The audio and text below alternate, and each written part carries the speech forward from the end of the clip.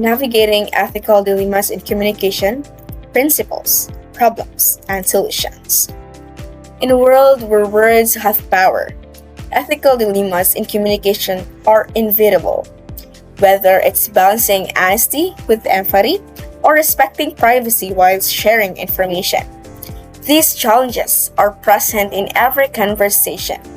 Understanding the principles behind ethical communication and finding solution to those dilemmas is key to fostering trust and responsibility in any interaction. So now, we're going to talk about it. So to move forward, here, we are BS Psychology students tackled about navigating ethical dilemmas in communication, principles, problems, and solutions. Good day, everyone!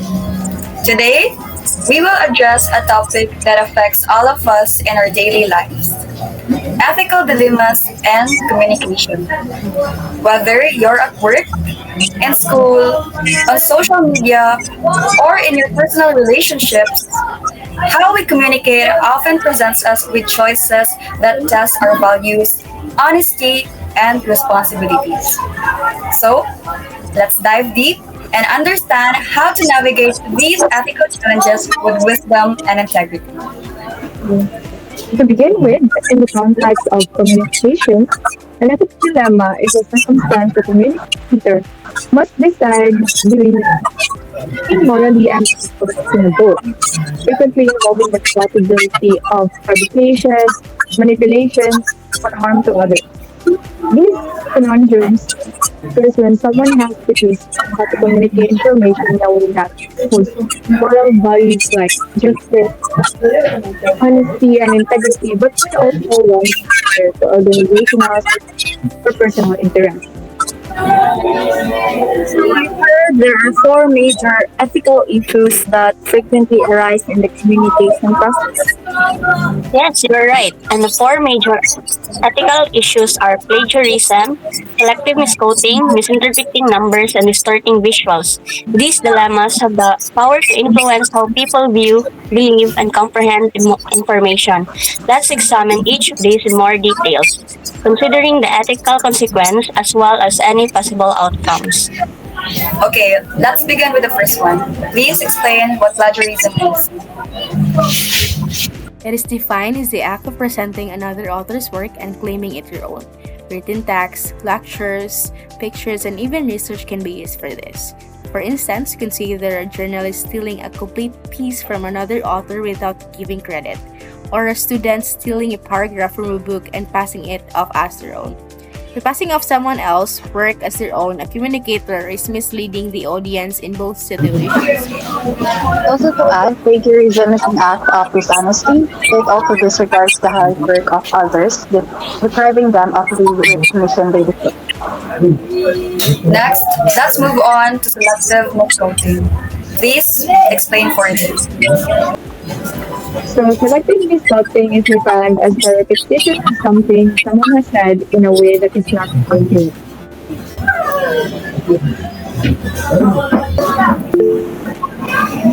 So, when does this usually happen? This happens each time a communicator selectively quotes or removes someone else's words from context in order to change the original meaning. For example, when an artist says, "While I don't always agree with his methods, I admire his dedication and creativity." But a journalist quotes only, "I don't always agree with his methods," changing the focus of the message.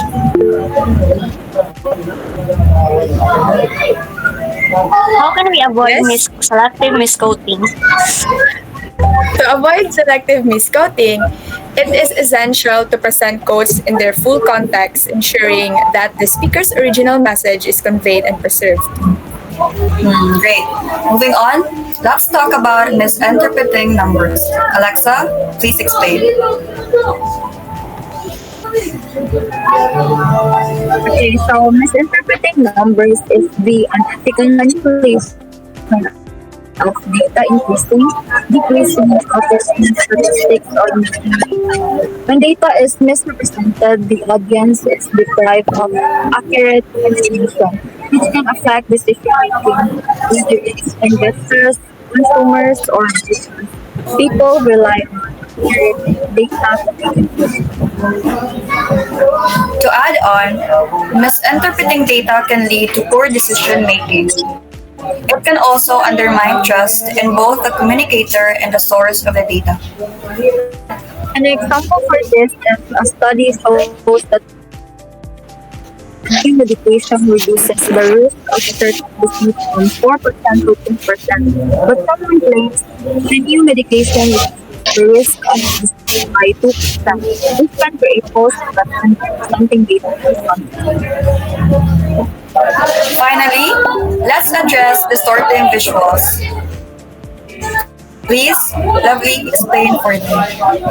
So the starting visuals refers to the process of changing information or visual elements or visual appearance to the point where it is deceiving or misleading. It alters people's perception of reality. Distorting images is unethical.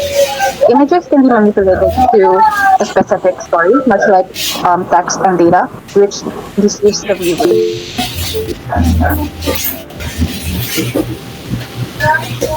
Are there any consequences we can get from distorting visuals?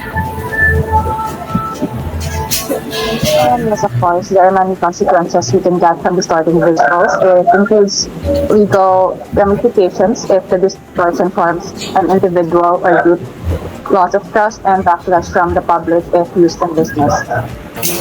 To sum up, ethical dilemmas and communication are inevitable, but how we respond defines our character and credibility.